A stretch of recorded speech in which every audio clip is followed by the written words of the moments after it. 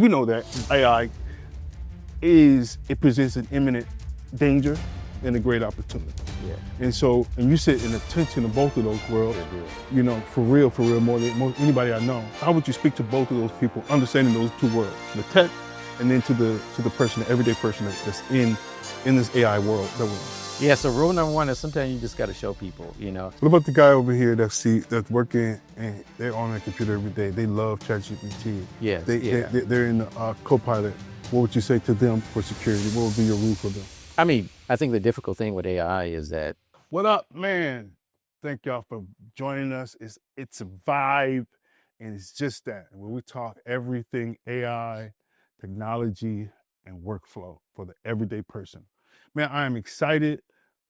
Today, you know, those of you that know me, I've been, pastor, I've been a strategist, and before any of that, I was a tech, you know, and I got into IT just looking for something. For me, it was Jesus gave me, saved my life, radically transformed my life, and he used technology to give me hope in the future. You know, I was just trying to figure out, like, what do we do next? How do I take care of my family? And then technology was there. And there were 3 people in my life that helped me to figure out some stuff. But then there was one person in my life that helped me to really gain an understanding holistically on life, the Bible, politics, and technology, and push me further to date, further than I like to go. And so he is here with me today, my guy, Kashawn Atkins. And man, been what, how many years now? 96. 96? So 30.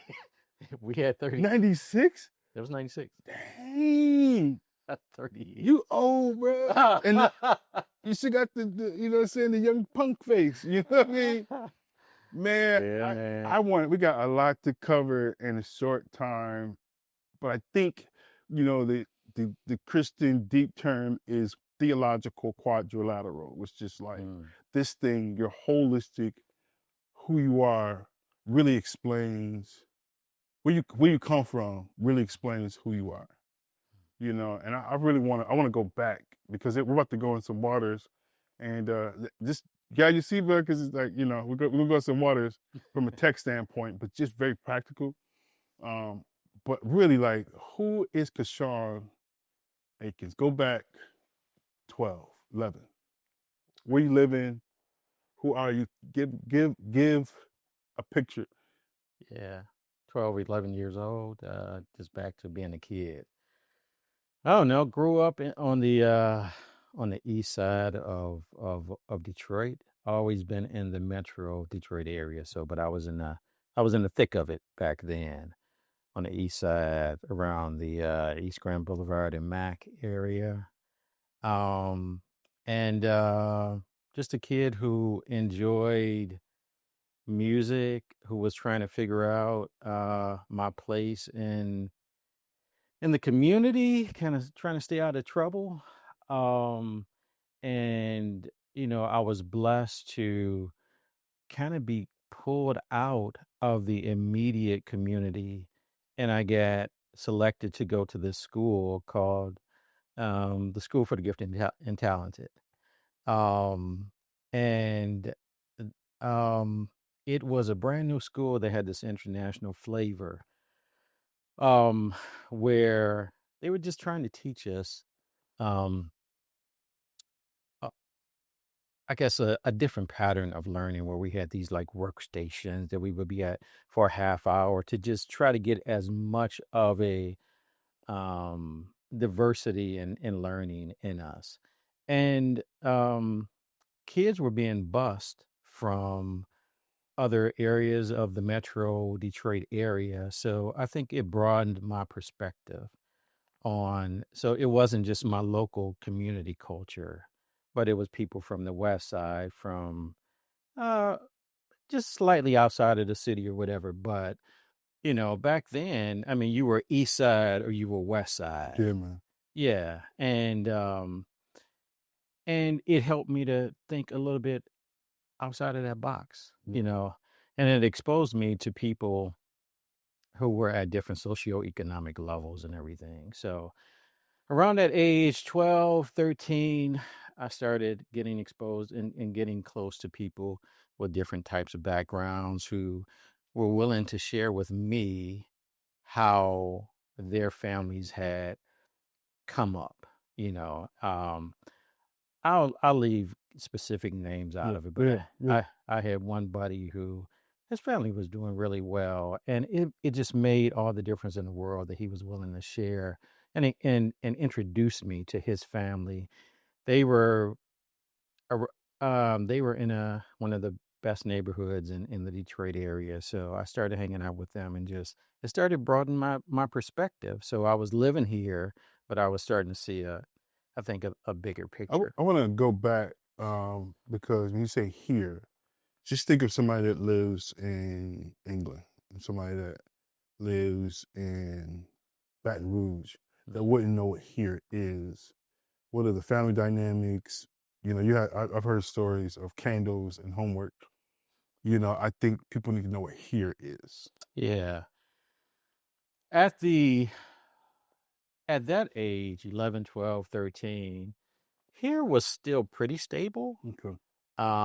Here was a two-parent household, um, primarily a mother who was just working really hard Mm-hmm. to stabilize the household. Father that wasn't as stable, but I had both family members. I was in a community at that point, the east side of Detroit.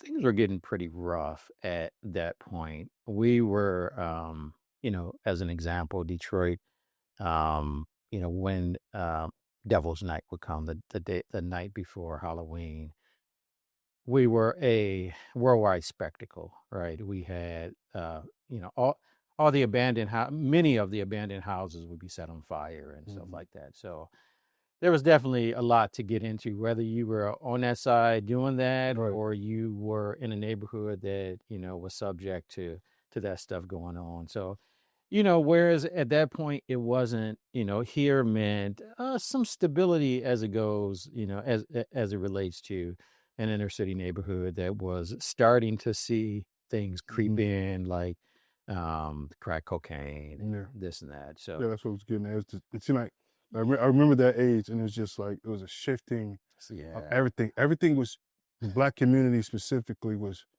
man. We were that was a good time. Mm-hmm. And then here comes crack.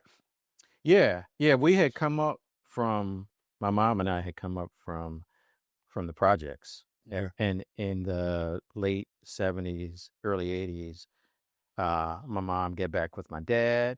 Um, they made a little bit. We were able to rent a decent house on the east side of Detroit. Things were kind of stable, like we're talking about those early 80s and everything. And so, yeah, things didn't start going sideways until 84, 85. But by then, I had already been exposed to some friends and their families that had impressed upon me there is a way out, and these were parents who had just rolled up their sleeves, and nothing there was no silver spoon kind of situations there. And so I think at that time it was already implanted in me that wow, there's a way to get to where you want to be. Mm-hmm. Until I was exposed to those people, I didn't even know what that meant. Like, where could you live? Where could you live as an African American? What kind of house could you have? What kind of comforts could you have? And although I was very far from achieving, or my family from there, at least I had seen that before things get pretty dire Yeah. in the city. Yeah. And we just shared a story with me about a month ago of just like trying to eat. Yeah, yeah. So when all that did happen, and my family kind of fell apart, and it was just me for long stretches of time. How old were you here? So now we're talking about 15, 16, maybe 17. Probably more like 16, 17. not seeing family members for days, and just trying to make it, and trying to get up every morning and go to school, um, and then work whatever kind of job, fast food job, McDonald's or At whatever. 16. Yeah, Yeah. yeah, exactly. And utilities weren't being paid and stuff like that. So having to um, do things like, um, pay the guy next door to run an extension cord through the window so I could have some lights and stuff like that. And and have it trying to figure out how to eat every day. Um, It was a donuts or bagel. It was something. yeah, What? Get that story, and then I want to jump a little because that to me was. I've been knowing you for 30 years. I never heard that story, yeah. and it was just like it paints a picture of here. You know. Yeah. So, not having any money, maybe a few bucks, from a fast food job to, just get from point A to point B. There was a party store, um, on the east side called Tracy's Party Store. And what I particularly remember that was real odd to me was I'd go in there and I'd see all these devices in there, these glass devices. And I was like, what the heck? I didn't know what they were, well, we know, what they are now, Mhm. what paraphernalia they are or whatever, but it stuck with me. But what I was going there for was that at the end of the day, Mr. Tracy would discount his pastries, down to like, I don't know, 50 cents or a dollar. And uh, hey, that would be dinner for me a lot of times. And so I just remember a situation where, it was, I've already mentioned the night before Halloween, Devil's Night, when, all these fires would break out. And eventually law enforcement created curfew. Mhm. I don't know, 6 o'clock or so, anybody under 18 had to be in the house, and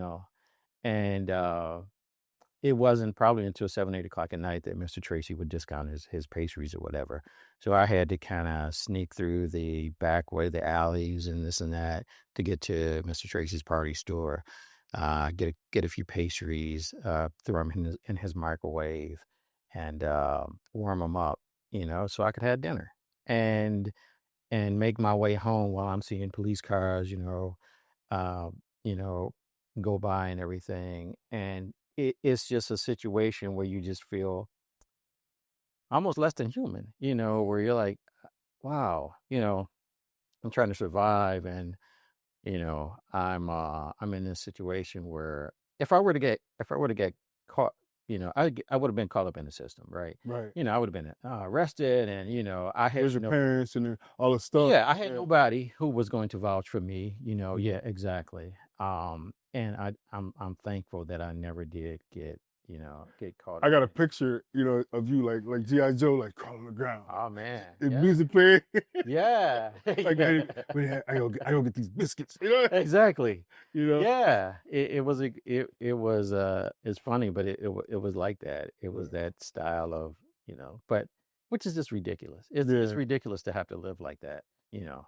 Yeah. It sure did make me want to get out of that situation. You know. Which leads me to uh if you can just point out a moment that where it's just like the light came on and you said, I'm gonna get better, I'm gonna do better, you know, like the light came on that you're in it, you're in the age, you're the age, you're at a place, you're at, at the place where you can actually do something. 'Cause I know the seeds were planted here, but it's like, no, this is gonna happen. Um, Hmm. Yeah. So I think I do remember a turning point. What was I, 18, 19?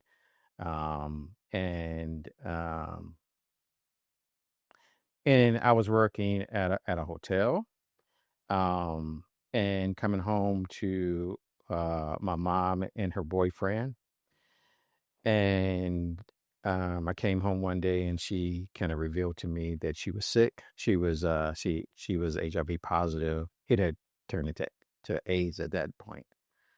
And you know, um, she was distraught. I didn't have a lot to say. I was shook by it. And I left out for the evening, and came back the next day, and she had been hospitalized. And I didn't um I never saw her conscious again after that. Uh Her boyfriend also, HIV positive, had AIDS. And I had a buddy who was always there. Just he was a Christian, and he never really pushed it really hard on me. But it was Joe. I was about to say we should say who that person is. Yeah. That right there is like that seed and like Yeah. grab a person's shoulders. But go ahead, I'm sorry. Yeah. So Joe it Fielding, the was Joe fielder. Fielder, You know what I'm saying? who lived well, at that point he was probably a mile or so Yeah. from me, but we grew up in the same neighborhood. Um and I knew that he would always share the gospel with Yeah. me, but never in an overzealous manner or whatever, but just like, hey, if you ever want to talk more about it or whatever. And I knew that he had something about him that when this situation was going down and I lost my grounding, Yeah. I called him and said, uh, I need to get saved. and, you know, and, and, uh, and let God take it from there. And I immediately, the way that it hit me is that I needed to divorce myself from most things Gee. around me, Yeah, man. you know. Yeah, I So remember that. I was big into music. I was producing, like, hip hop and all that. I threw all my records away. I sold my equipment, and I go back to the hotel job because the manager um, saw that I was hungry, and wanted to kind of get ahead. And he gave me three distinct jobs at that hotel. Um, You said you worked all of them at the same time, I right? worked well in a single day. I could go from one down to the third one. Yeah. So from like 9 in the morning to like 3 o'clock in the morning.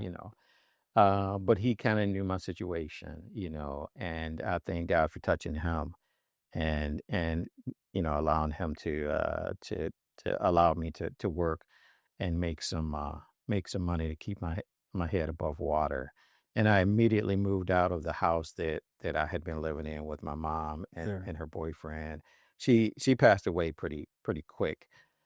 Um, I moved out, got my own place, and I don't know, something in me at that point just said I can, obviously I'd become saved and everything at that time, and that I could do this, Yeah. that just with rolling up my sleeves, that and with God's help, Yeah. and leading my path and shutting doors and opening doors that should be open, that I could do this. I had been it was a combination of things.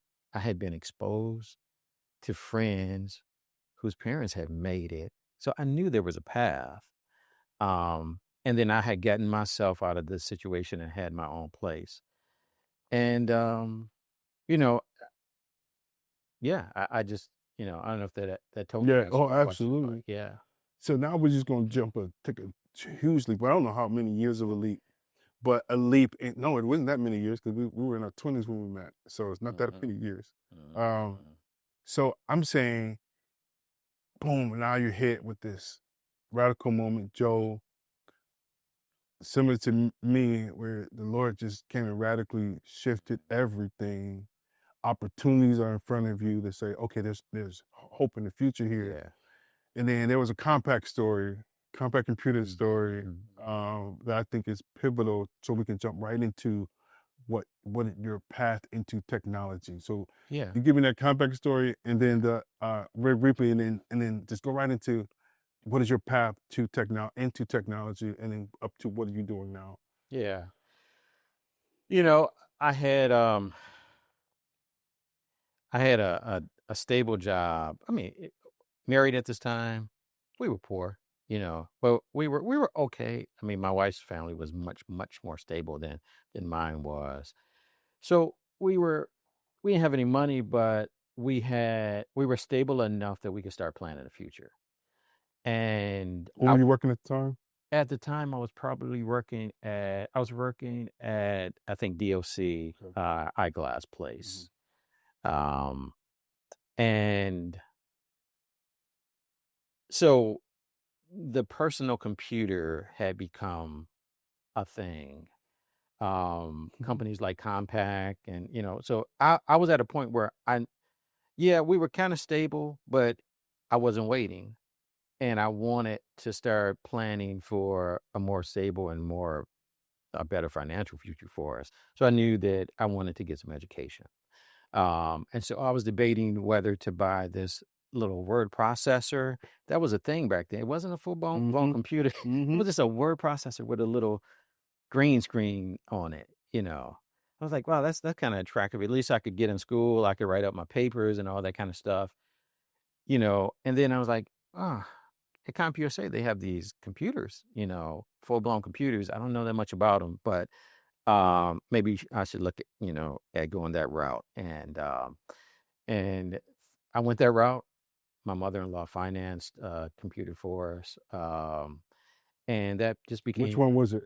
Compact Presario 633 Yeah, yeah. SX without the math You coprocessor. gotta buy one, man. We put it in the Yeah, basement. yeah, yeah, yeah. Just set it up, put it in the basement, load it up, old school. You know what I'm saying? Load it up, Yeah. I floppy disk. think it had 4 megs of, not gig, 4 megs of Did it RAM. come already with everything in it, or was it you had to load it up with floppies? It came with Windows 3.1. Oh, it did. Okay, okay. Yeah, yeah, it did come with that. Uh, Dang. but some backup floppies, Yeah. 3.5s. You Uh, got the computer. I got the computer and started using it. I enrolled in a local community college, and I was like, wow, this computer thing is kind of interesting. And I switched jobs again from DOC to I started doing pest control, and I ran into a young guy, who he, be, I'm in DOC and I'm seeing this guy come through every month, and do the pest control. I was in the Rinsin at DOC, and I'm like, look like he got a decent job. I'm kind of at the end of my rope on this job. I can't do any more. I'm hitting, I'm hitting regional records and stuff as it relates to like sales and stuff like that, but I'm still making 20 something thousand, I mean, maybe, I don't know, 22,000 or something like that. Like I'm still poor. So what's next? I'm not, I'm only going to sit here for so long. I see this guy come in and with his little uniform on every month, doing pest control. I started chatting with my man, he's like, hey, it's an okay gig. The attractive thing to me about it was that it was getting him in front of different people Mm, that he could talk to and yeah, rub shoulders with. yeah. That was my thing. I didn't really have an avenue, A network. yeah, Yeah, for yeah, absolutely. for creating a network, Yeah. or you know and so they sent me out of town to Dubuque, Iowa for training and this and that, which that's a whole other story, but it went really well. And so I started getting in people's homes, and I thank God for giving me a route that put me in front of people who were doing some really interesting things. It was a higher echelon neighborhood, Hmm. and I just ran into this young guy, Paul, who had his own house in Detroit, and he had this big gateway computer, multimedia system, speakers. People don't understand multimedia on computer. Motion on the screen Right. was not always a thing. No. It wasn't until Creative Labs came out with Come on, CD-ROMs man. and stuff Come like on. that. So he had already, he had a CD-ROM and speakers, and like, wow, man, I'm chatting with him. He's like, if you're interested in computers, there's this place called National Tech Team, that um that will hire you if you know just a little bit, they will train you. I think what the important thing is that we had entered an era where they needed people in IT to do support and things like that. I think in every industry there's always that era where we need people and we will do whatever we can for those who are hungry to get into it. Mm-hmm. And that's where we were in those mid 90s. Yeah. And so um I'll we get back to that, but I yeah, wonder if we're returning to that. we are returning. Yeah, Yeah. Okay. absolutely. Yeah. Yeah. It was an early age of the knowledge worker. Knowledge workers had been around. You had, people in industrial, and you had knowledge workers. Then you had politics, blah blah blah. I guess those are kind of knowledge. But I think what was interesting is that we jumped into knowledge work when there was a opening. Mm-hmm. You didn't before that. People were running mainframe computers, Yeah, AS400s, man. but they were trained and they had degrees Yeah. and all of that. We jumped into an opening where they were allowing us to come in and train us up because of the vacuum, Yeah. right? And those old school guys who weren't willing to make that transition. We're back. We're back. Yeah. So being able to jump in where the knowledge worker thing had opened up for folks like us who Yeah. didn't know a ton. So yeah, so jumped into a national tech team, which is obviously where our story starts. But yeah, we have to come back to that Yeah. opening. Yeah. That right there is, that's what I meant earlier, because we were sitting side by side at this thing, and I'm just seeing this dude reading all the time and having these books, and I'm struggling reading, and I'm like, and I'm just seeing how he's talking, and I know he's from Detroit. That was the thing. Yeah. I knew he was from Detroit, and we shared music. You have to be a part of the culture to have certain conversations, Yeah. and we having these conversations. But it was just like the way that you carried yourself, the way you talked, and everything like that. Like, no, I was like, it didn't make sense. You feel me? Like, it was like, no, he's from the gutter, Yeah. like me, and why we related so easily and so quickly, and it's just like, I want what he has. So part of that it goes back to being exposed as I was going to like school for the gifted and talented, which turned into Bates Academy. But there were people coming in from around the world and examining the training methods that they were that they had laid out in the school. So you can be in the hood and still God exposes you to this other Let's stuff, go. and your eyes open, and like, wow, okay, I'm still here, but my aspirations, had Gee, changed. living in two worlds almost. Like, Yeah, I'm here, I'm present here, yeah. but it's like, no, I'm going there. And I'm they both just places. Yeah. and you're just like, what's the path? What's the path or whatever? And when I should roll back just a little bit, what exposed me even more to me being able to do that as an African American was when I was at Orkin. That was where I worked at for pest control. I got into talk radio, and there were some big folks on the radio at the time, like Joe Madison, WCHB, where I would be in this truck all day and listening to, Million Man March was around that time, and it was almost like civil rights movement part two Yeah. around that time. But there were some giants on talk radio who people like Joe Madison would have Black entrepreneurs on. I was going over to Shrine of the Black Madonna and getting books and stuff that Man. people Oh, recommend, yeah.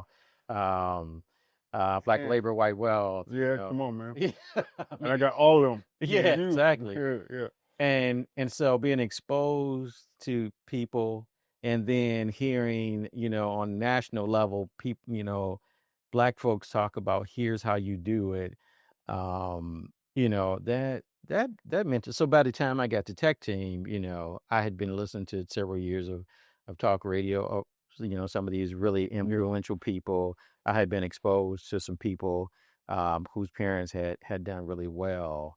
So I was still living, you know, I wasn't. Well, yeah, we were technically out of the city at that time, but you knew where I had Yeah, grown up. yeah, So that I think that's what had made the difference. How could I have been from East Grand Boulevard to Mac, yeah. and And then now moving into this space, I yeah, wanna I wanna zoom into this tech stuff, man. Like yeah, yeah, yeah. with your tech solution, give me the bang, bang, bang to those different roles. Rosa Tech Team, Mhm. where we supported UPS Online version 1.0. You know what I'm saying? The Right, birth of it. right. And what was that? What was that journey? Tell me you can go bang, bang, bang through the certification journey and all that to get to where you are now. Because then I want to go right into AI. Yeah, I think we both had a sense that this was, I go back to saying, hey, we were, there was a gap. We were able to get in. National Tech Team, I was consuming every kind of magazine Yeah, man. and everything that would talk about, the industry and what was valuable to matriculating through Man, you it. taught me. You had me to read not only just the industry. I don't know if you remember this, but you had me study how to answer interview questions. Ah, yeah, yeah, yeah, yeah. There were Yeah, some programs back then, yeah. you You know. made me. Yeah, yeah. When you could You practice can practice this this stuff. stuff, Yeah, to be able, and I use those yeah. I skills tried to today. get you to go through Mavis Beacon typing Oh also, man, but so. he wanted me to learn how to type. I'm Right. still one finger boy. No, go for it. Yeah, but yeah, Okay, yeah. so So, I took team, yep, boom. Then what was the yeah. next move? And then again, being at Orkin, I had met people, and I had phone numbers of people, and there was a young lady whose husband was in the industry in IT, and I knew he had maybe not a senior role, but he had been in it for some years. So I reached out to her after we had been to National Tech Team for a few months, and I was ready to make a move or whatever. And she had her husband reach out to me and say, "Oh, yep, I'm at this company CDI, and let me put you in touch with them." Boom, they put me at Textron Automotive. Textron Automotive was very, very influential. The things that happened there were very influential to my trajectory. I met certain people there who gave me a path. Um, there, one particular guy, Jim, young guy, early 20s, and I knew he was making six figures. He shared that with me, and I was like, "How did you do this?" He was like, "Certifications. Yeah, That's the path." Again, we were in an yeah, era where it was your knowledge, yeah, and it wasn't tenure. Oh, you've been in the, that was the big thing about the big three. You got to be here for, and then maybe you'll be, shop, blah, blah, blah, No, we had an opportunity to gain as fast as you could gain knowledge meant that you could move up. So he was like, man, read these books, by companies like Cybex or yeah, whatever, man. um, get these certifications and you can write your own ticket, you know and he worked for a contracting company and had his own side hustle company also doing support. He was wearing these pagers and oh man, and I don't know why Textron was going for it. I mean, maybe Jim was just the man, but he's working there. He's servicing some of his customers on the side. I'm like, you can make a living, Yeah, man. really, really do. What were you doing there? What's your job? So I was brought in to just create a workflow. I was kind of disappointed in the role on paper. It was to create a help desk. Uh, I didn't stop there. So fine. I'll use I don't know, whatever the program Visio equivalent was Yeah, at the time, and I'll plot this stuff out. But then as I would take in the calls to, oh, you go over to the email team, you go to, I started answering stuff myself, I started, I think I had access to the internet, which it was in its early form back then, through CompuServe. And I started in news groups. NNTP was a big thing, Usenet, where you could go in forums and find answers. So I had these folks working at Textron who had been in the industry for a long time, and oh yeah, I'm the whatever Lotus Notes person, or Those notes. yeah, I'm the you know whatever the technology was. There are different IT departments. Yep. Um, I started answering things myself. I started going in these news groups like, oh yeah, go into your Microsoft Mail and do this, blah blah blah, and reset your profile, and so Jim knew that I was really gaining some knowledge pretty fast, and he was like, "Hey, contact my folks over at ARC, Alternative Resource Corporation, and they might have some free." They put me on site at General Motors. Mhm. I started supporting. That was the transition from Windows 3.1 to Windows NT. Yes, sir. Yeah. Did So you did you go? Did you skip the MCP? no, well, you get You MCP see, as a once. result of the Yeah, I was certificate. getting like your first Yep. certification. So I get, so somewhere in the middle of there, probably while I was a GM, I got, like 3 certifications or whatever. Okay. I was MCP plus internet or something like Yeah. that, you know. But I saw that GM contract position was kind of a dead end position or whatever. And so I wasn't stopping there, right? I started going, putting fillers out. I went to a job fair at lunchtime and I met a guy, Rob Roy Senior, who was the head of recruiting at Sequoia. Um, and he said, "Come on over. We'll give you $50,000, which was a lot of money back then. And I went over there, and that, I'll jump through some pieces Yeah. here. I got put on site at Kelly Services in-house, not as a contractor or whatever, but supporting their internal systems. This Uh, was on the network side. it was first with like Windows Server Okay. Okay. support. With I think I was kind of focusing on um, I was focusing on the network services though, Okay. on DNS, on Yep. Mhm. WINS. They needed somebody to they had stuff scattered all around the place as it relates to the technologies. They needed, different systems collapsed into one, just some cleanup work. And I impressed them enough. They brought me on as a contractor, hired me in. Um, and that's, I don't know how fast you want me to go through Yeah. Zip this through there. portion, Yeah. but Kelly Services is where I really, really cut my teeth. Because is that where you start supporting people internationally? Is that or that was that a different position? There was a little, there was a bit of international support there. I'm matriculated over to focus on security. This was early 2000s when Kelly Services realized, oh, we should have a presence on the internet, and we hear that there's vulnerabilities out there, and how do we protect ourselves? And I had started learning about securing like IAS servers and stuff like that on the Microsoft side. And it wasn't too much of a stretch to start, supporting their firewalls. And I became the firewall guy in early days of Checkpoint 4.1 and stuff like that. And so I moved over into a security role there. And I was a I was there for years. I was there for 14 years until I said I need to be in a security focused team.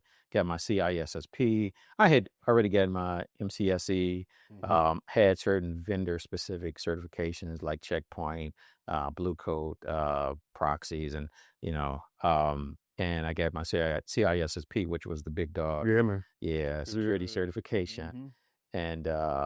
and left there.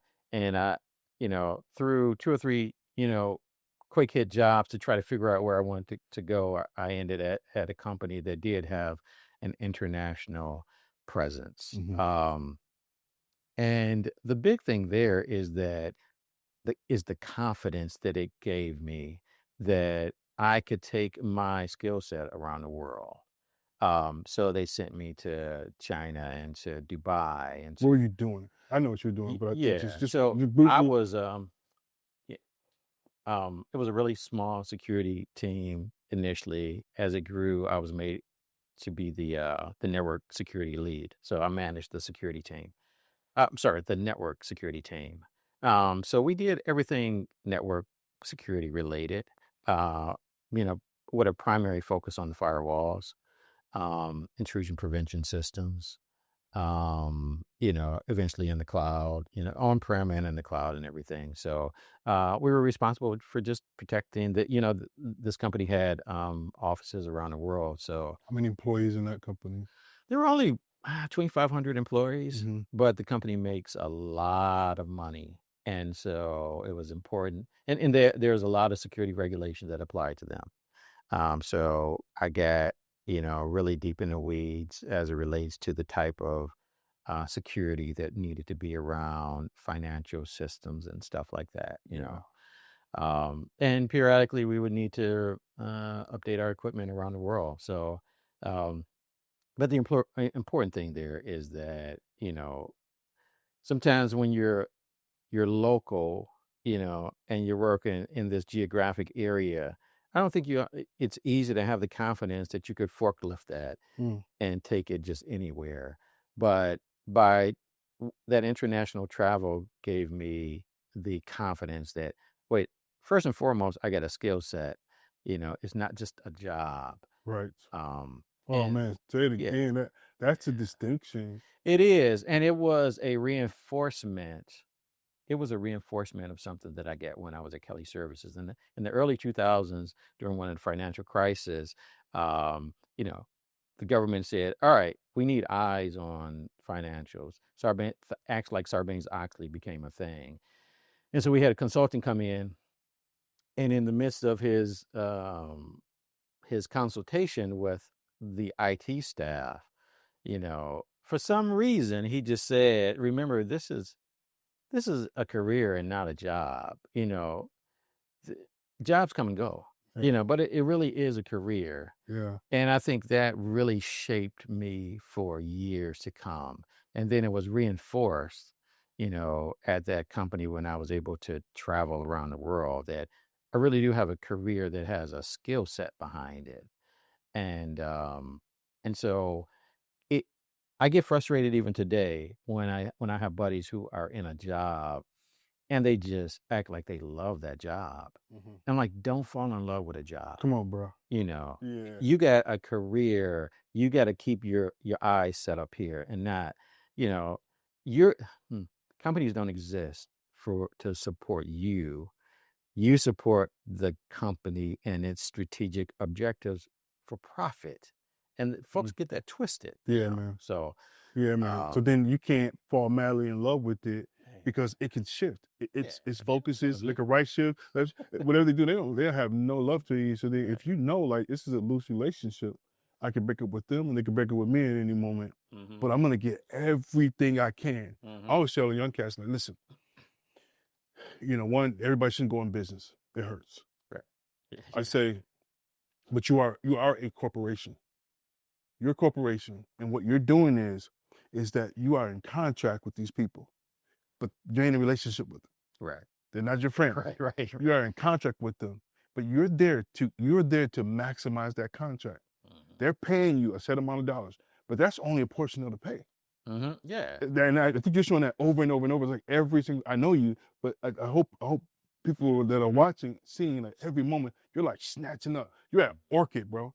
Like, and you're picking up like, yo, no, I'm here, and I'm gonna have these conversations. Yeah. I'm spraying like, and so what you do? Right. You know what I'm saying? Oh, That kind absolutely. of thing.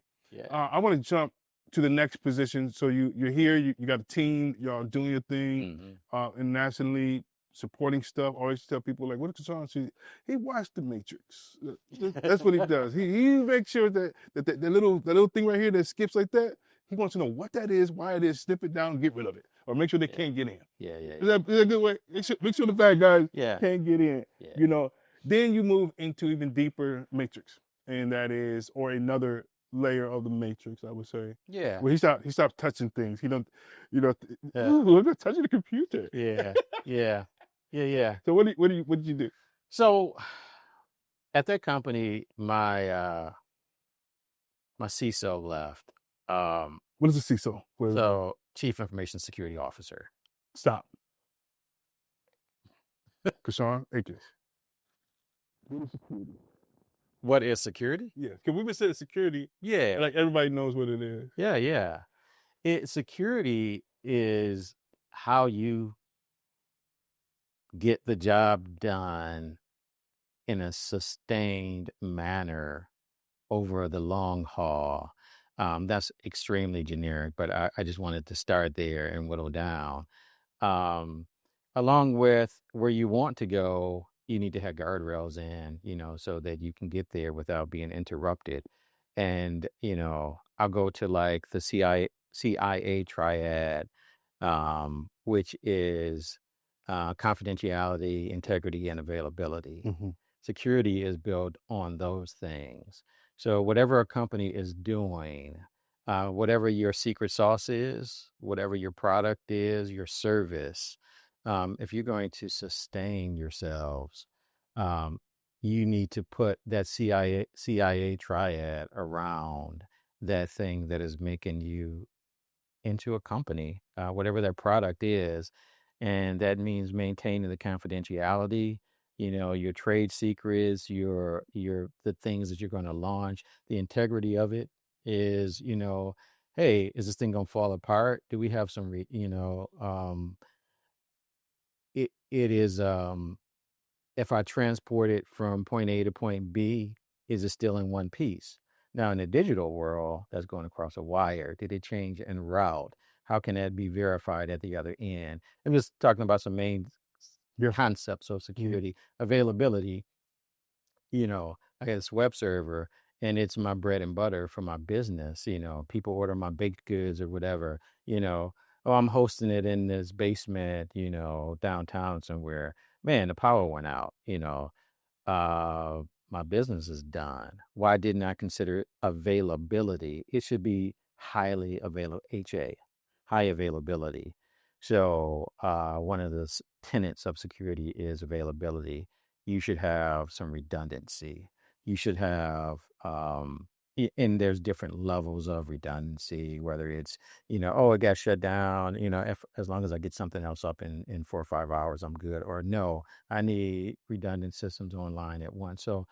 Um, so just to pull back from that, things like the CIA triad, I think give Okay. give a good picture of what security is. That was helpful. Yeah. Yeah. Yeah, Yeah. some team needs to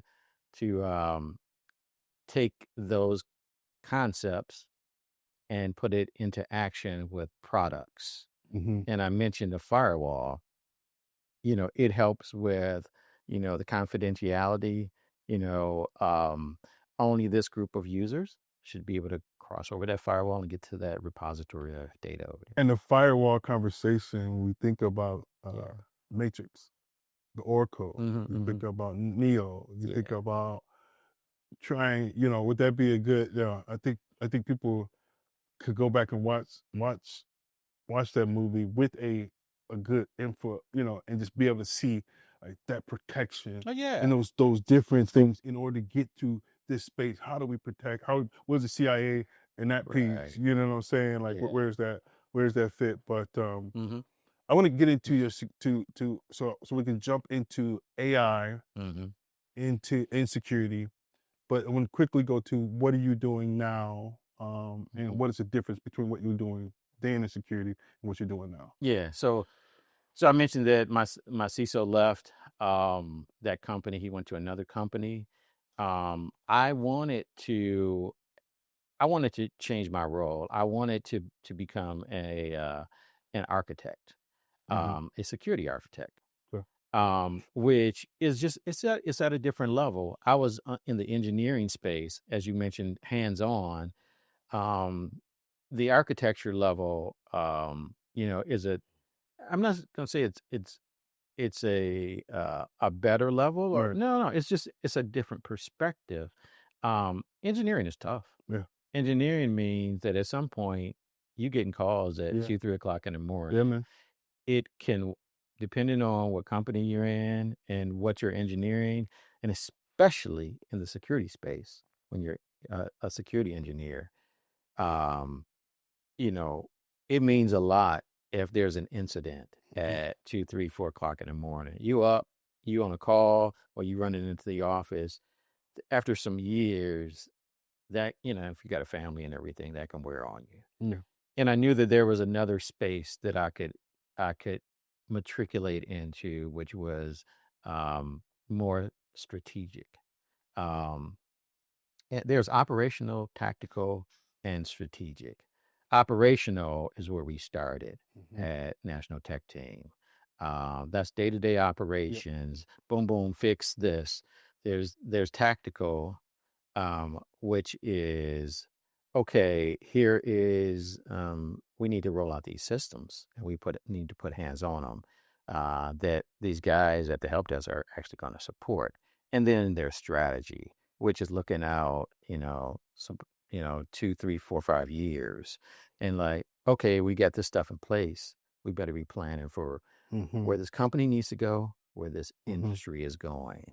And I knew that if I could get out of the the day to day the engineering space, because even though you're engineering, you engineered this system that support is supporting, but they can only go so far. Yeah. You're going to get called, Yeah. when things need to be fixed because Yeah. yeah. So I knew that I wanted to come out of that day to day space. So and get into something that I could I wasn't so much in the fire. Yeah. And so I started looking into the architecture space, doing something more strategic. And so when my CISO left, he went to another company. um I this was one of the, this was a time in my life that I didn't know if I was ready. And he called me and told me that he had a architecture role, and he asked me if I knew anybody, who wanted to apply for the job. And I was like, no, I don't. I wasn't even really considering myself. Mm. Um, and he talked to me again about it. You weren't considering yourself. Funny. I didn't know if I was. I didn't really know what it meant to be ready for that. Yeah. And he called me again about it, and he finally had to say to me, "The role is created for you." Yeah. And I said, "Oh, okay. I guess I do know somebody." And so it was just such a blessing, man. How you see God just working things Yeah. out for you. Because the environment at that place that I was at, it was really, really, it was changing really fast. The culture was changing. And so I moved into that role, and then that company, a few months after I was there, that company announced they were being acquired by a bigger company. And I haven't really gone into this, and I know you and I have talked about it before, but I'm not really one to wait and see how things are going to play out or whatever. So I told them I was heading out. I appreciate they offered me, some things to stay. But I chose to go to another company. Mm-hmm. And it was a buddy that I had kept in touch with for years and years, way back in Kelly Services, that I called when I saw this other role. And I said, "Hey, what's this company like?" And he gave me some good vibes about it. And I decided to take on, that role. And what is that role? Yeah. So that's InfoSec architecture. So that's security architecture still, but in a, for Rocket, which is, we had 25,000, people. And we had what, 7 or 8 2,500 to 25,000. yeah. That's a little jump. It's a little bit of a jump. I had some experience. I got some experience in the middle. I didn't talk about a second role I had at General Motors, where I was brought in to insource their proxy servers in the mid 2010s. Mm-hmm. I think that gave me a sense of what it took to do things on a larger scale. Okay. It gave me a sense of the guardrails that needed to be in place, the change control systems and stuff like that. Everything that I did really prepared me. It seemed like it was a step, a step. And one of the things I just really push is like, we really have to. Andrew Wallace put this in me. It's like, because I was used to being, where we're from, like, you jump over the stairs. We're trying to get out. Yeah. And how do you get out? You run over it, you jump over stuff, you skip over everything. You just got to go.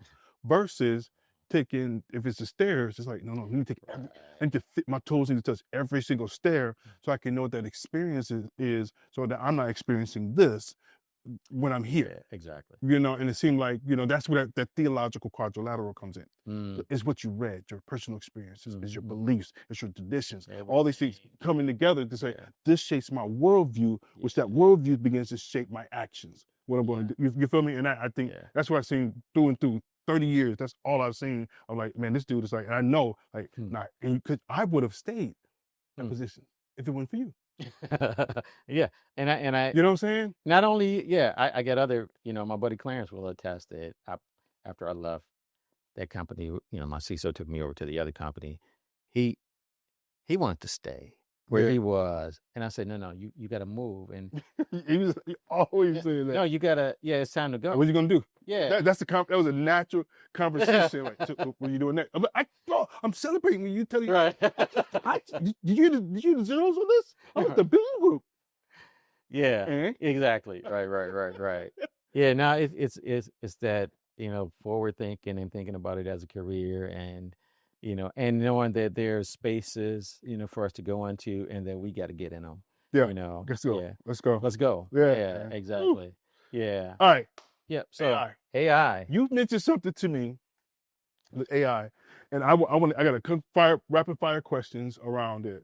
But one of the things that if you're speaking from a security standpoint, let's talk to the person that's responsible for IT.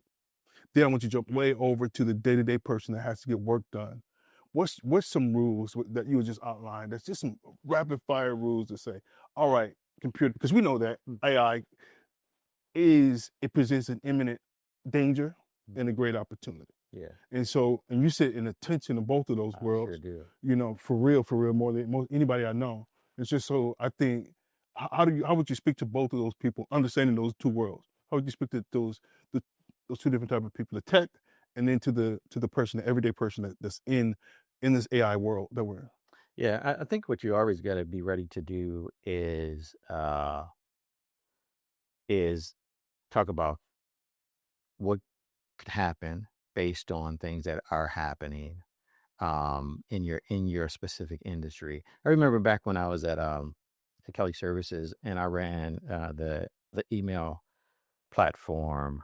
Once we came out of Lotus Notes, and we figured out we needed to actually send emails across the internet, Oh my goodness. Yeah, and were y'all in the NT boxes? Were y'all in? Was it? On Lotus? No, Notes. I think Notes was running on Unix boxes. But saying like, but did y'all what y'all doing your mail? Would you shift to? Oh, I shifted to. It was a kind of a package solution that ran on atop BSD Linux. Okay. BSD Unix. But it was an appliance. Okay. Right. So I didn't have to do the Okay. do the I'm sorry. update. Yeah. No worries.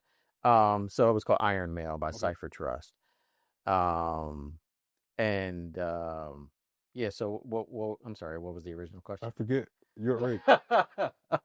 Now I'll ask you about AI, and then your question. People that in the tech world, I got it. and everyday person. So back then, from a security standpoint. So here we go. So back then, I was running that Cipher Trust system, and that was when spam was a big thing.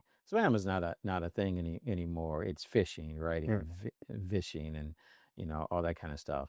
I remember there was an interruption, and talk about high availability, but it was something that affected both of my Cipher Trust boxes, Iron Mail boxes, and people couldn't send mail out, and this and that.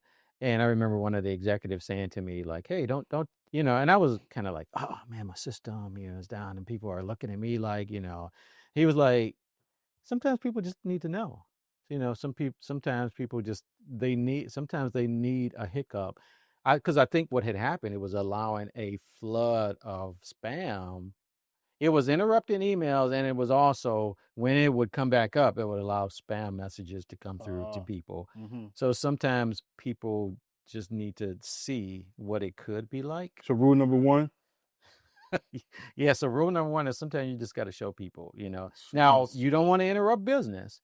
I'm not, sometimes people take engineers and and folks take it too far and like, I'm going to do this thing and show you. No, because we don't own. We're here to support and make sure that the business is stable Right. and make money. But I do think that you have to keep your finger on the pulse of maybe what's going on in your industry, whether it's in fintech or in temporary employment, staffing, whatever it is, and just say, hey, if you have a form within your company to display that kind of stuff, just to let them know. What about the guy over here that's working and they're on the computer every day? They love ChatGPT. Yes, They're in the Copilot.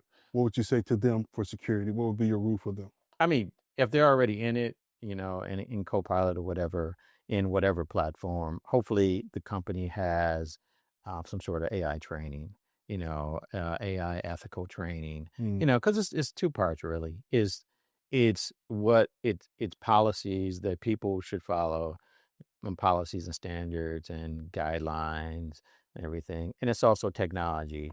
Some companies lean way too far one way versus the other. And AI, I think the difficult thing with AI is that it's still in its infancy and there aren't a lot of rules and regulations, even at a government level, Yeah. that companies can take and make their own versions, that companies are scrambling Right. to figure out, Right. the guardrails, can be put in place.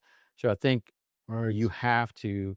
So by the time that person is in Copilot or whatever, he should have already had to go through some sort of AI ethical training where, based on your Copilot version, what are you comfortable with?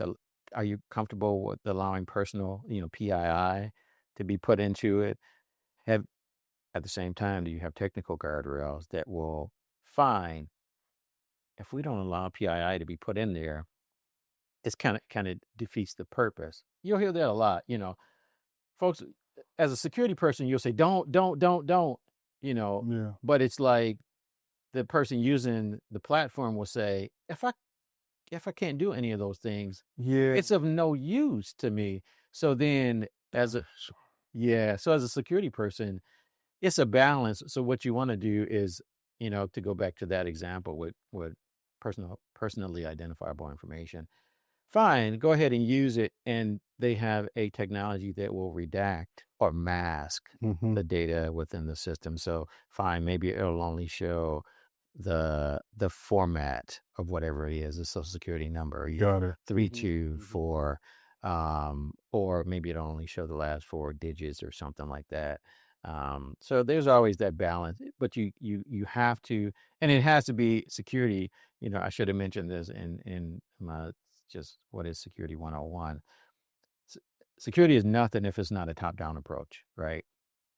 If this is not coming from the top of the company down and it's bottom up, it doesn't work. Right. No security team can Because ever. it's just policy. It's just Yeah. rules, and people can Right. break those. Yeah. And if there's no,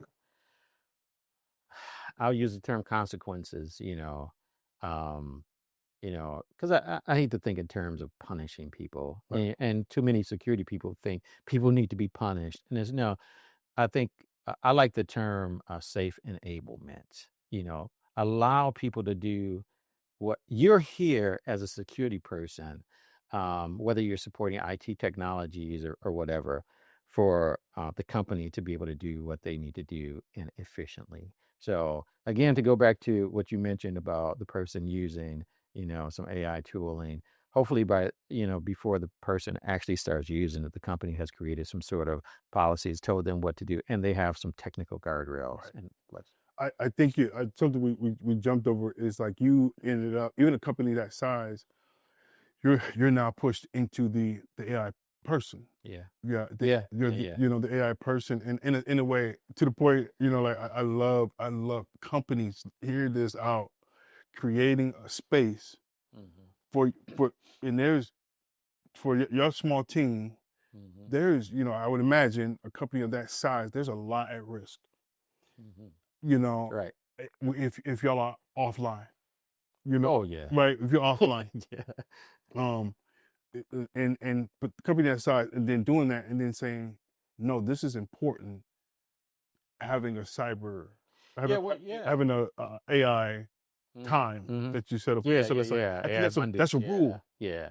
You know, Exactly. just Right. like the 45-second version of why was that important for you? What is it? Why was that important to you? Yeah. What was the practice? I mean, it only happened because What was it? What happened? well, I'll back up a little bit. Our leadership, we brought in leadership that was heavily AI focused. You know, um, I mean, people know that Dan Gilbert started, Quicken Loans and subsequently Rocket and all of that. And he was progressive. It was the mortgage in a box, and he had always thought about, how to make things easy from a technology. He was a forerunner in using technology to service mortgages and originate loans for mortgages and stuff like that. And as he stepped away from the reins, he made sure he brought in people who were very progressive, from a technology point of view. So we are an AI first company. Mm-hmm. If there's a problem to be solved, first look how AI can do it. Mm. And I mentioned that if something's going to happen in a company, it has to be a top down approach, and it's Because of the because innovation of yeah. yeah, and it's because AI is pushed down. They in folks' performance reviews is what did you do AI? If you didn't, Small companies, listen. exactly It's right. just this Yeah, is a lot can go wrong. right. But then that's when you have the 18, Yeah, y'all yeah, to say, okay, let's make sure we're looking at that. But we gotta let this stuff come on down. And then we'll set right, policies and stuff in right. play so we can play. And And that, I'm not going to act like we didn't have to run up to the top and put some brakes on yeah. at times because they were aggressive. I mean, we had top level guys creating emails with a list of AI tools and saying, I need everybody to learn these by Monday, you know.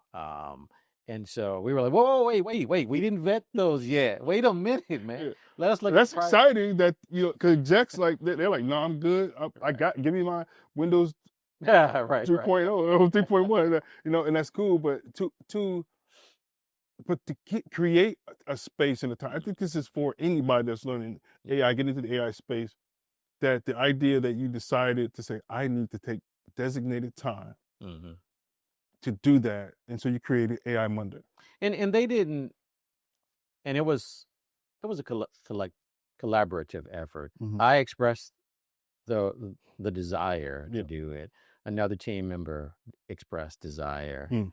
We put our hands on some stuff and showed them what was possible. Yeah. And our leader said, "Yeah, I need to give y'all time to do this." Yeah. So that was something too. Another lesson for anyone that wants to introduce this new world of AI Yeah. uh, to their infrastructure, and most infrastructures are not that big. Right. What you have to. There's a lot of Which red is tape. sometimes even more reason for them to take advantage. That's what I'm saying. Force multiplier. You know, I mean, for there you go. yeah, we have, yeah. But just to do that, the way that you approach, leadership and the way that you approach your team, your peers, even about a new technology like AI. Yeah. What would be your if you get off the elevator, you say, do this if you're gonna be effective. Yeah, I mean, the beautiful thing I think about AI is that there is something for everybody Mm-hmm. at any level. There is something for the grandma. There is that she can utilize. There is something for the person who is a deep developer and just wants some coding assistance. Mm-hmm. The space it has filled in, I think, most of the things there's a tool to help us with the things that we do at any time during the day. And so my advice is always just start somewhere. Mm. I think chatbots are the easy entry point. Yep. Anybody and pick your poison. I mean, hey, fine, Gemini, ChatGPT, Claude, Perplexity, whatever. Just start it because it's not going anywhere. Yeah. And so just get in there you know, and it's not going anywhere. It's only going to ramp up. It's only going to get better. And just start. Yeah, you don't want it to think for you, but people don't understand. that it can be used to help you to think about things in the way that your mind works. Yes. You know, when I think the light bulb, it the rubber met the road for me.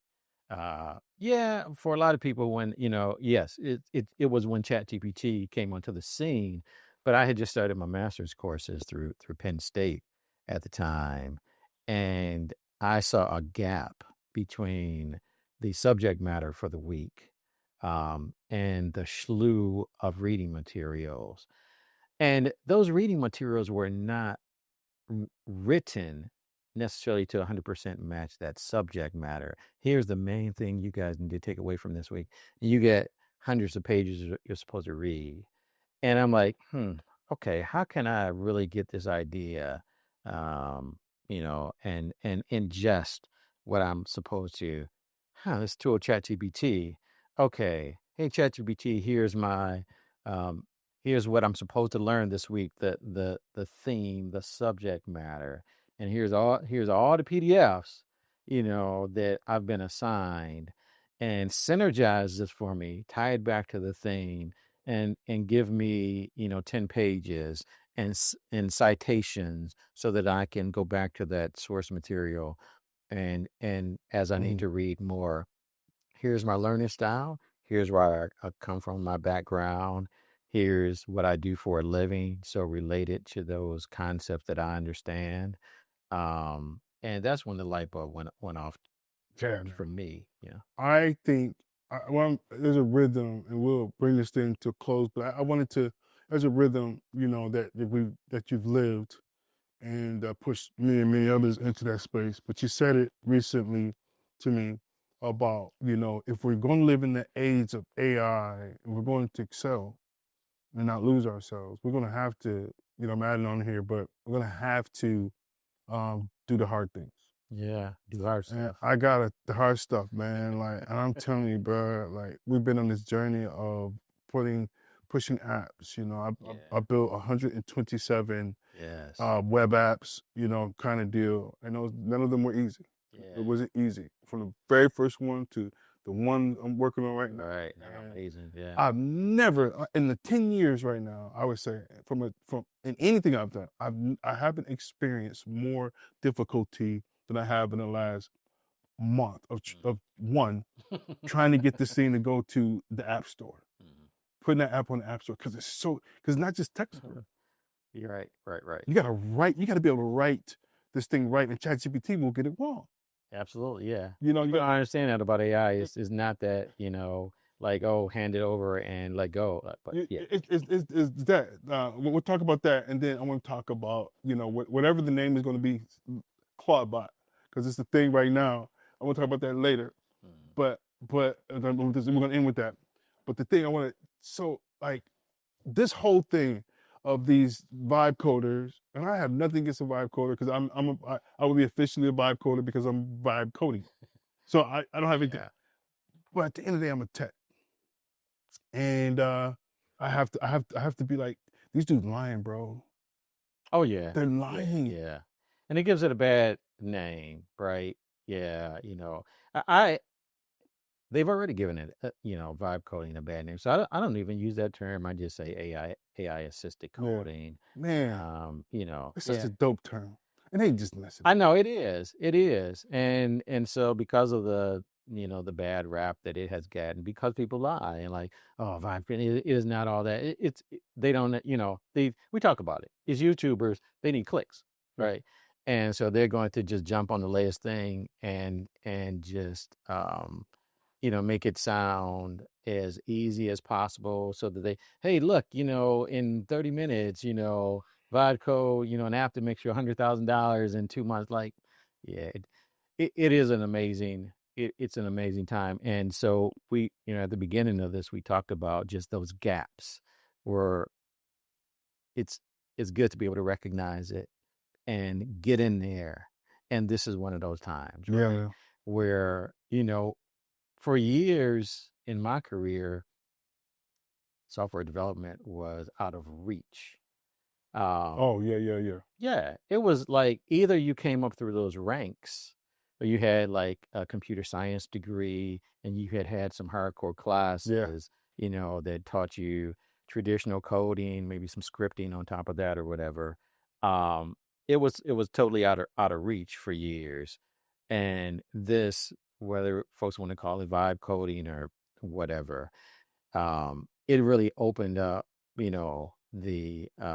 door for us to Yeah. be able to do this kind of stuff, and Yeah. to have to, it's unfortunate because it's an amazing thing, right? Yeah. You can have an idea and you can make it happen. It's not going to happen in 24 hours. It is not. You, but you, and hey, developers might get after me about it or whatever, but I do think that you can create something that's pretty doggone on par Yeah. Yeah. with what developers have done. For Yeah. now, can they crack it open and read through all the code and say, I could, I'd like to make this piece more efficient. Mm-hmm. I can lop this out, make this 100 lines into Yeah. 15 lines. Okay, yeah, they can. But can I make something 100% functional that I've scanned, the code for vulnerabilities and You've done it. yeah, You, I've done it. you, I've done it. going in and you've been in a lot of terminals. You've been in a lot of, Mhm. that blink, that blink. So you've been there a lot Mhm. over your years, but you're not a developer. Yeah, right. And just to know that you got something on the apps into the app store, Into the app store. 100% vibe coded. Mhm. Of course, it's going to be secure. Mhm. You know what I'm saying? And those things, that is a major accomplishment to be able to say. That means that somebody that's not a developer, Right. forget all the rest of what we just talked about the last hour. Forget all that. I'm not a developer, and I I was able to talk to get something. developers who are still stuck on trying to do things that AI can do for them that would allow them to focus on their core competency, Mm, but they're still not letting go of little. I was talking to a developer and he was saying, "Oh, I only use AI at the very end to check some mm, things, like, mm, I like to do all this stuff myself." mm. And oh, okay. I just, I don't get it. I don't. Yeah, you can still see everything. You can, but why not? Why not take the things that can be templatized Yeah, and run with that, and then you become an orchestrator. You become an architect of it. that's the word. Yeah. Right there. I don't know if everyone is okay with being an architect because it ain't a lot of shine in being an architect. Mhm. No one Yeah, knows yeah, right. Kashawn Atkins in terms of what they could see it in the package and deliver nice, pretty. Oh yeah, I built this app. I put that logo on it. I Yeah. I made these. Saying whatever. I made this. How you press that button and it feels soft. I did that. There's none of that when you start thinking about the architectural side of things. And one of my push for people in the AI space that are saying like, yo, like they're struggling. I'm saying, bro, you're struggling because you haven't because you're used to being the great one. Yeah. And this is a space where you're not going to get what you want out of AI if you're not willing to say, allow a counterpart Mm-hmm. to rock with me to amplify what it is I already know. It's not going to get any better. Well, Yeah. based on what you know, that's Right. as best as AI going to get. It's just going to amplify and fill in the holes for you. Mm. And it's just like but to have it equal Yeah. in a space is very difficult for smart people. It is. It's very to say I can put something in here and this thing can spit out equally what I could. That has to be a challenge to an intellectual or a person Yeah. has what you call it earlier, we're in another age. We're in the age of where we're not information age. We're in an age where it's For shifted. knowledge workers. Knowledge workers. Yeah. That's a challenge. Mhm. It's a huge challenge. I gotta go. We gotta close with Clawbot, and we gotta get out of here. But Clawbot is when we gotta close. Yeah. Yeah. Whatever the And I name think, is going to yeah. be, what kind of thing, Air Clawbot, Motebot, what is Open it? claw. Open Yeah. Claw. This happened in the week. This changed up. But wherever it's going to be, you got all this hype. I caught it on the, when you sent it to me, it already been out for like 2 weeks or whatever. Mm-hmm. And people were doing their thing, and then we were like, okay, let's try it. And we did it the next day. Right? We started buying pieces and started doing stuff. Yeah. Hardest thing I've done ever, right? To build my own Jarvis in the way that these guys are going, Yeah, I get it. I got a Jarvis right now. Like, Yeah. what is your from a security standpoint? You got an autonomous. It could be autonomous agent ripping and running. Give me within the 2-minute version of do this, don't do that. Yeah. So I started with that term force multiplier. Whatever it is that you do, this is on a grander scale. If you don't do security in your single app, then, and now you're doing something greater, it has a greater impact or whatever. So I'm just saying that the principles have to be solid. Folks, Claude Bot, aka whatever, is getting a bad rap because folks aren't paying attention to the fundamentals. They're doing the due diligence, the fundamentals of Yeah, securing your space. absolutely. It doesn't change. And that's the thing I think that developers should, feel comfortable with is nothing changed. It's, the everything is still there. All the principles, you still got to manage all of that stuff. There's security that comes along with it. Yeah. All of that still has to be all those principles of, doing code scanning or securing things. Folks are leaving ports open from the internet. And they're saying, oh, Claude Bot has all these vulnerabilities. No, Oh, if you need to shut that down. That's your no. Yeah, I'm sorry. yeah, if you set up a web server Yeah. and you didn't turn authenticate or multi-factor on or whatever the principles are of securing whatever, you're going to have cross-site, scripting attacks, you're going to have SQL injection, you're going to have there is nothing different here. This does put in your hands the ability to do some amazing things to have an assistant, but nothing changes. So don't just follow these waves and these trends and the hotness and think that those gaps you still have to do all that same stuff.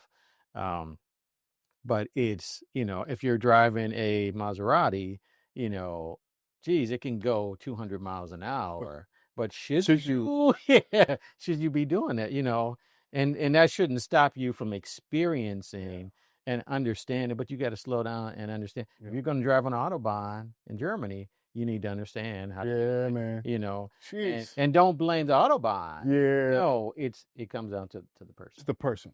But this is where we're going to end it. At the end of the day, we are responsible. We always talking about humans in the loop. Well, then stand up, buck up, and be the human in the loop. Yeah. Be responsible. Through this whole thing is a person starting back from the hood, doing this thing, taking 15, 16 years old, being responsible, taking responsibility, okay, keeping aware of like what's my surroundings, what I need to do, and then excelling and moving, moving to the next position, moving to the next thing, moving to whatever. This new thing is AI. And if we don't take responsibility, please don't blame. It's like everybody blaming the devil for everything. Right. No, you just can't do that. Like, no, we need responsibility. We need to take responsibility. Hey, man, it has been a vibe with Sean. I don't know if we're going to keep the terminology after today, but as of today, just like Claude Bot, it's been a vibe. Thank you so much. Yes, sir. Really appreciate it, bro. Yeah.